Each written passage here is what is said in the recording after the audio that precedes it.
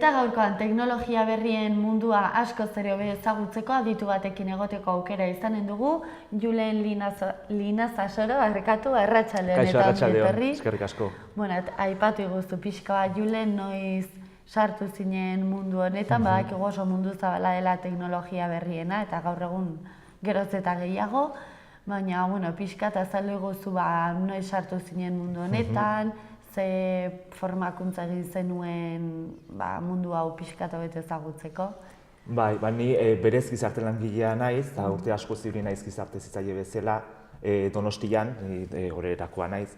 Eta gero, iritsi zen momentu bat, behar nuela eten bat, eta hasi nintzen teknologia berrien inguruan eskolak ematen. Zen ni baita aditua naiz beti da nik Apple inguruko dispositiboetan, iPhonea, iPada, Maca.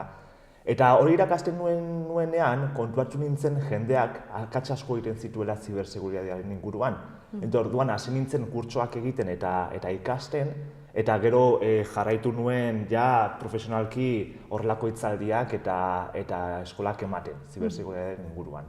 Gero xeago pixkat gehiago hitz eginen dugu honetaz, baina aldi berean ere Iruñan zabiltza Martestik zikloan hitzaldi eta saio desberdinak ematen ere. Ni orain Iruñan bizi naiz, orain dela 4-5 urte Iruñara etorri nintzen, eta hasi nintzen hasieran Appleen inguruko formakuntzak ematen, eta gero ja bestea ikasi nuenetik, hasi nintzen ere eskaintzen ziberseguritatearen inguruko formakuntzak, eta baita ere adin txikikoak eta ziberseguritatearen inguruko formakuntzak.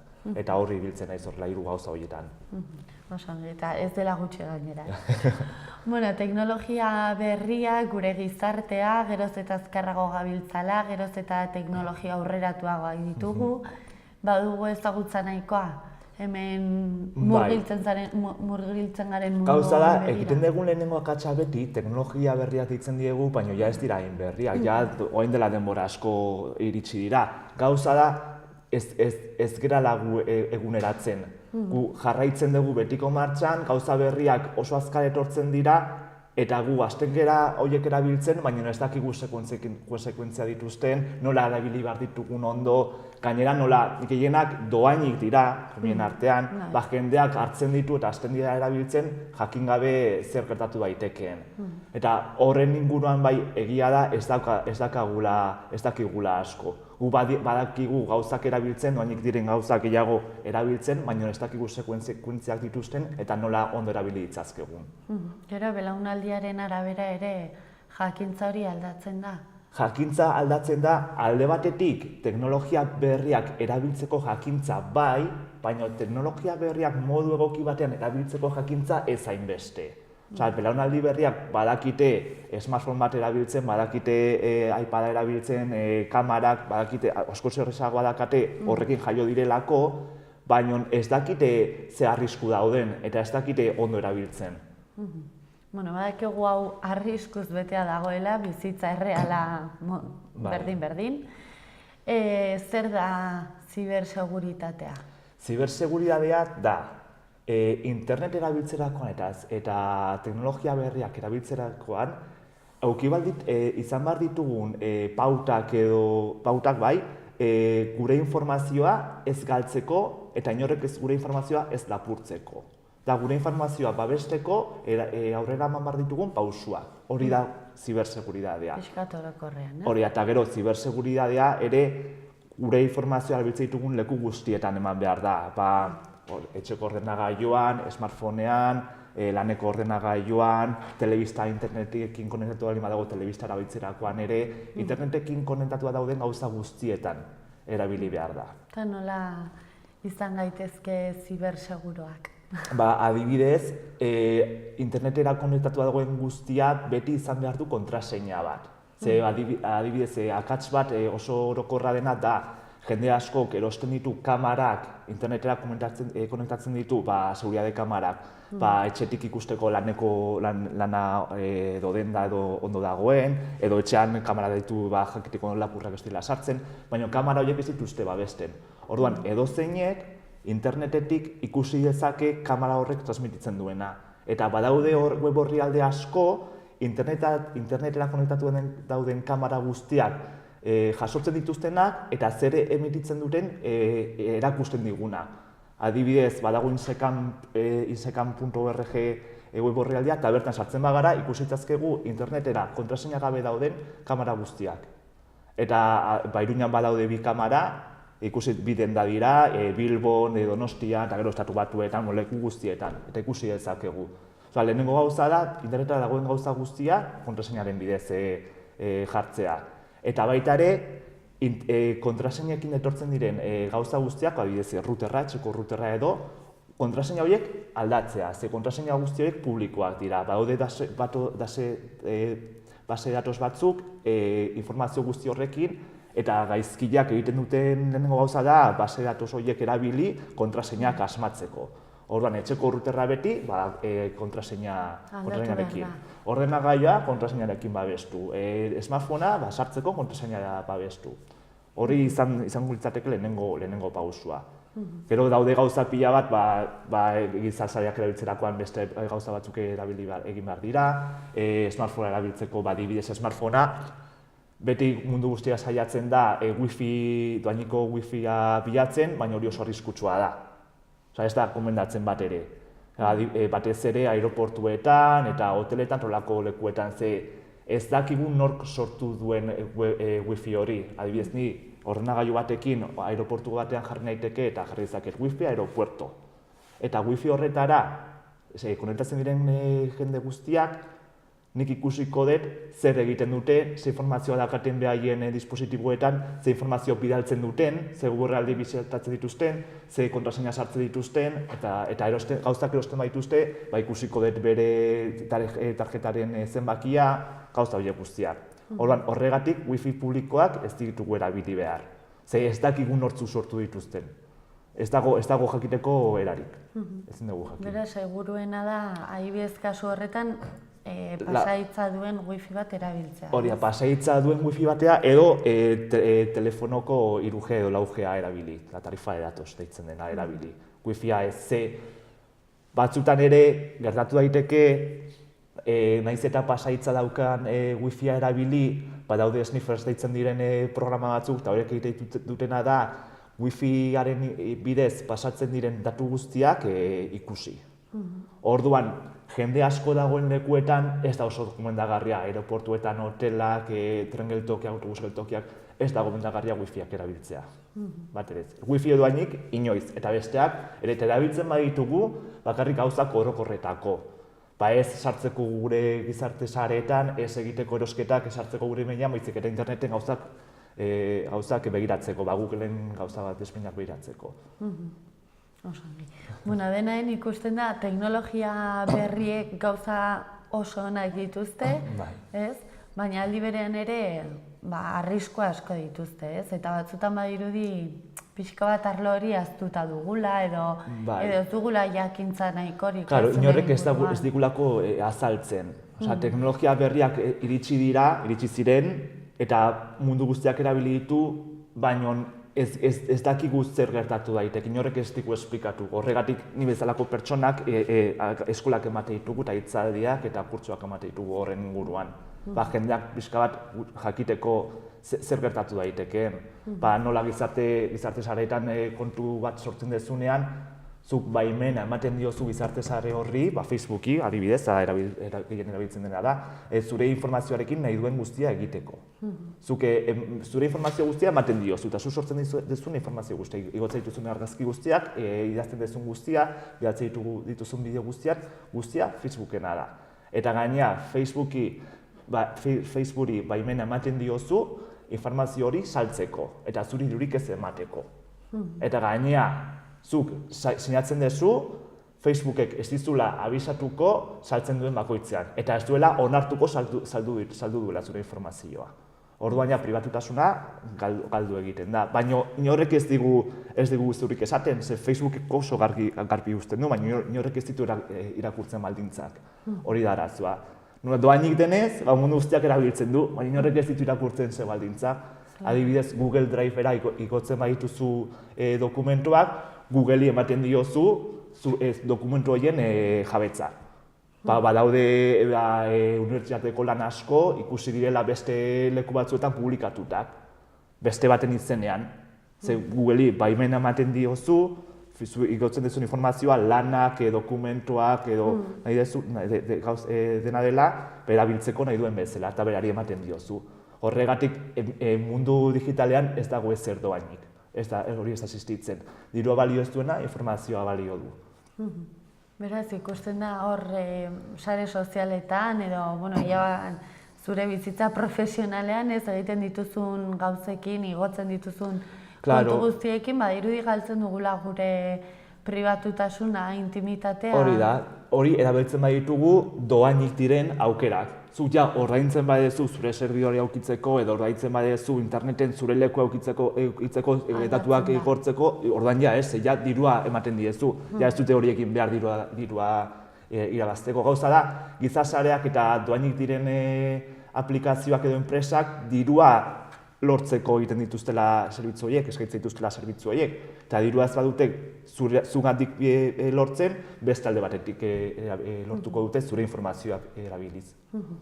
Ikusten da teknologia berrien mundu handi honetan arriskua asko daudela eta batez ere azken finean gizakiok erabiltzen ditugunez hor badira hainbat arlo eta hainbat sektore gizartean askoz ere ahulagoak direnak, adibidez adin txikikoak. Bai, gauza da, guk internet erabiltzerako, internet gauza guztien konexioa da, dena konektatua dago. Orduan, internet egunero erabiltzen dugunez gauza guztiak egiteko, denbora pasan ibiltzeko, lan egiteko, komunikatzeko, erosketak egiteko. Orduan, informazio asko pasatzen da interneten bidez. Orduan, gaizkileek saiatzen dira informazio hori lapurtzen. Orduan, gaizkiki ere konturatu dira, errezagoa dela pertsona bat engainatzea, sistema bat engainatzea baino. Orduan, sistemak erasotu beharrean, pertsonak erasotzen dituzte, behaien informazioa jakin gabe emateko. Orduan, egiten dutena da, trampa txikiak erabiltzen dituzte, adibidez, gizasareetan badakigu ezin degula informazio pertsonala eman. Baina batean sortzen dute kupoi faltso bat, Mercadona, Ikea edo El Corte Ingleseko kupoi bat, eta, parte hartu nahi badezu, zure izena, abizena, telefono zenbakia denei, bidali. Eta orduan, hori guk, badakigu ez degula egin behar, baina nola zero parituko diguten, gure informazio guztia ematen dugu. Eta orduan, edo beste batzuetan, badaude halako konkurso batzuk edo jolas txiki batzuk sareetan, gu hobeto ezagutzeko, nigan ezagutzen ez ditun 20 gauza esango dizkizut. Eta azten naiz, lehenengo gauza nire izena, ez dakit zera, nire kolore favoritoa ez dakit zein da, ez dakit nun jaio nintzen, Baina gauza horien artean, kontraseinak errekuperatzeko ematen dituzten galderak daude. Orduan, gu jakin gabe, gaizkilei da mundu guztiari ematen diogu gure informazioa. Eta aukera dute gure informazioa, gure kontraseinak berreskuratzeko. Eta horren aldez, horren bidez, gure kontuetan sartzeko eta gure kontuak erabiltzeko nahi duten bezala. Orduan, gu vulnerablea baldin bagara adin txikikoak gehiago. Eta gainera adin txikikoak arrisku gehiago dituzte. Ze adin txikikoen kasuan, arrisku gehienak dira, helduak baiekin kontaktua jartzean, eraso sexualak egiteko edo akusatzeko horrelako gauzak egiteko. Gauza da, zuk smartphone bat edo iPad bat edo tablet bat ematen badiozu hor bati eta etxean usten badezu jolasten, zu uste duzu segurua dagoela etxean dagoelako, baina ez da egia.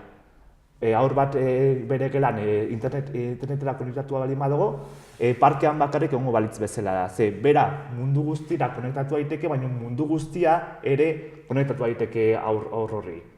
Orduan, jakin behar dugu haurrak ze jolasera jolasten duten, ze jolas onlineetan ere beste pertsonekin jolasten dira. Baina ez dakigun horrekin, ez dakigu zertara, ez dakigu ze hitzaldiak izaten dituzten. Nik ikastoletan edo eskoletan hitzaldiak ematen ditudanean honen inguruan, nahi harritu zitzaidan 8-9 urteko aurrek esan zidatela jolas onlineetan iraina jaso dituztela ia egunero. Eta ez dakitela zer egin, ez daudelako prestatutak. Inorrek ez dialako esplikatu zer egin dezaketen. Orduan batek esaten zuen, gelditu, mundu guztian ez zekilako zer egin. Eta ez zekien efektiboagoa dela ez erantzutea.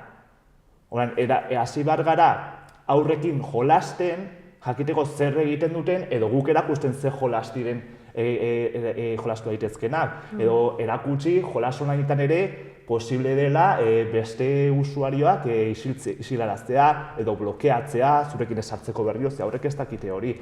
Eta baita ere, jakin behar dugu, ea jolaste dituzten jolasetan, jolas horiek egokiak diren edo ez, aur hoientzako, zagian jolas horiek handiagoentzat dira, eta ez aurra txikientzat. Orduan, ez da bakarrik ustea, utziko dut aurra jolasten nit bakian usteko 5 minutu, normala dela eta guztiak guraso guztiak nekatua daude eta izan behin behar dute lasaitasun pixkal, baina jakin behar dute zer egiten ari diren aurrek. Honen arira uste duzu badagoela ezagutza gurasoen aldetik? Gurasoak gauza da askok denbora ez dakatela, baina nire ustez egin behar dutena da, nik hitzaldiak egiten ditudanean ez diet esaten, esan dena da ez dutela espertuak izan behar, baina gauza basikoa jakin behar dituzte. Zer egiten duten behaien aurrak internete jakin behar dute eta non ibiltzen dira.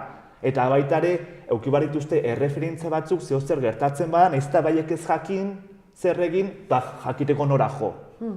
Eta baita ere garrantzitsuena da aurrak ondo hezitzea eta konfidantza izatea gurasok. Zeo zer gertatzen bada, jakiteko laguntza eskatu dezaketela. Eta baita ere, aurrak ondo hezitzea, baiek ez izateko erasotzaileak. Ze askotan, uste dugu aurren arrisku bakarra dela erasotuak izan daitezkela, baina baiak ere erasotzaileak izan daitezke. Orduan, aurrak ezi behar dira, bai erasotzailea ez izateko, eta baita ere erasotu baldin badira, zer egin jakiteko. Dena den ikusten dugu batzutan hori hitz egiten da nerabe ez, baina geroz eta aurragoak direnak dituzte bai smartphoneak, tabletak, badago mundu bat honen inguruan. Zenbat urterekin izan dezake aur bat egun hori azkenean guraso batek era? Gurasoen arabera da, baina gomendatzen da 14-16 urte bitartean smartphonea izateko. Tableta izateko ez hainbeste, baina bai smartphonea izateko. Ze oso arriskutsua dira telefonoak, telefono mugikorrak internetera konektu daudenak, kamera dakate, edozein jarri daiteke kontaktuen behaiekin edozein momentuan, ez dakite aurre egiten smartphoneak sortze dituzten egoerei, ze aurra dira oraindikan. Orduan ez dituzte baliabideak gauza askoei aurre egiteko. Orduan, aurraren arabera eta gurasoen arabera, baina 14-16 urte bitartean. Hau errealitatean ez da betetzen. Ez da betetze bat ere, ze baita ere ematen da, normala denez, gurasoek nahi dute aurrek hoberena izatea eta baiek izan ez zuten nahi izatea, baina ez dira konturatzen arriskua jartzen ari direla baien aurrak. Eta baita ere oso arriskutsua dago, ez da bat ere positiboa presioa, ze gela guztiak badaka smartphone bat eta beste aurrak ez du bakarrik gelditu nahi, baina hor lortzen duguna da gela guztia arriskuan izatea. Orduan, gurasoak saiatu behar dira, badakitzaia dela, baina baien artean hitz egiten eta gelako inorrek ez izatea smartphone bat 14 urte izan arte. Ze oso arriskutsua da eta ez dakite aurre egiten sortze dituzten arazoei. Gainera, smartphone hauen kasua ez, adibidez lehenagoko mobilekin alderatuz, zenolako aldea dagoen, ez? Claro. Nire garaian behintzat 16 urte nituenean ez zuten inolako zer ikusiri garaiatako mobilek edo gaur egungo. Konexioa internetera momentuan dakate, mundu guztian ez dute deskantsatzen, gabean, hasten dira bezuak bidaltzen, ez dut ondolo egiten, hasten badira zibergunean jasotzen badute 24 orduak dira, ze ez da gelditzen, orduan asko ezberdina da, bai. Martestik zikloan ere aritu zara eta arituko zara, ze saio emanen dituzu hemen Iruñan? Normalean ematen ditudan saioak dira ziberseguritatearen inguruan, orokorrean nola ibili interneten, nola ibili teknologia berriak, gizasareak, gero baita edakat beste hitzaldi bat gizasarekin erlazionatuta, gero beste bat ingenieria soziala, dela nola engainatzen diguten gure informazioa emateko gu jakin gabe. Baita ere aurren inguruan ematen dut gizasareak eta adintxikikoen hitzaldia, jakiteko ze arrisku daude, ze gomendatzen nola ezi aurrak arrisku horiei aurre egiteko, edo ze adinekin hasi daitezke edo ez gizasareak erabiltzen. Eta gero beste bat bullyingan eta ziberbullyingaren inguruan. Zer diren, zergatik ematen diren, nola ez erasotzaileak izateko eta ez erasotuak izateko, zer egin erasotuak baldin badira, nola aldatu erasotzaileak baldin badira, gauzaien inguruan ematen ditut. Gizartean ikusten duzu geroz eta kontzientza gehiago sortzen ari dela honen ingurukoa? Kontzientzia... Hau duela 20 urte etzen existitzen. Ez, kontzientzia sartu da, Hondarribian orain dela uste eta 10 urte izan zela Jokin gaztea bere buruaz beste egin zuenetik, hor hasi da alarma pixka bat sortzen eta hor hasi da gizartea konturatzen arazo bat dagoela. Gauza da leheno, bullyinga bazegoen betidanik izan da, baina teknologia berriak eta interneta ez zegoenez, bullyinga gastuatik kanpo ez zen ematen. Orain jarraitu egiten da, 24 orduak dira. Eta orduan, ziberbullyingaren ondorio psikologikoak askoz arriskutsuagoak dira eta askoz negatiboagoak dira bullyingaren ondorioak baino. Orduan, orain hasi da gizartea pixka bat jakiten, baina oraindikan ere, helduek ere badakate hor kulpa pixka bat, ze oraindikan uste dute aur gauzak direla, eta ez dela arriskutsua, betidanik egon dela tornea ez dela gertatzen, baina ez da egia. Oso arriskutsua da eta arazo horri aurre egin behar zaio. Hurrengo hitzaldia noiz emango duzu? Hurrengo asteartean, maiatzak 9, arratsaldeko 7, Mendierriko Zibiboxean. Eta adin txikikoak eta gizasaren inguruan izango da. Emandako hitzaldietan eta zeharrera Oso izan duzu ondo, Iruñan? jende gehienak gelditzen dira pixka bat, hola beldurtuta, baina hori normala da, hasieran ikusten ditugunean arriskuak, beldurtu egiten gara, baina dena bizitza bezala da, zu karretera gurtzatzen dezunean jakin behar dezu bi lekutara behiratu behar dezula, interneten ibiltzen zarena jakin behar duzu beste gauza batzuk. Eta zuk gidatzen dezunean, egon behar ispilua behiratzen, beste ispilua martxak gauza asko dira aldi berean, baina egiten dezunean ja normal iruditzen zaizu, ziberseguridadea berdina da. Eta kasu honetan ez, ezinbestekoa zuk aipatzen dituzun gomendio guzti horiek kontuan hartzea, ez? Geroz eta informazio gehiago, hobe. Hori da, bai, gaina gaur egun ere Ziboxak bezalako lekuak doainiko hitzaldiak eskaintzen dituzte, nik jendean animatuko nuke parte hartzeko eta jakiteko, ze naiz, gustatu ez gustatu, ja interneten parte gara. Orduan, orduan jakin behar dugun nun gauden, eta zer egin behar dugun, eta zer egin ez behar dugun. Osan, Julen, mila esker, oso interesgarria egia esan kontatu iguzun guztia, eta gonbiatu eta zaude nahi duzunean berriz ere parte hartzea. Eskerrik asko. Mila esker.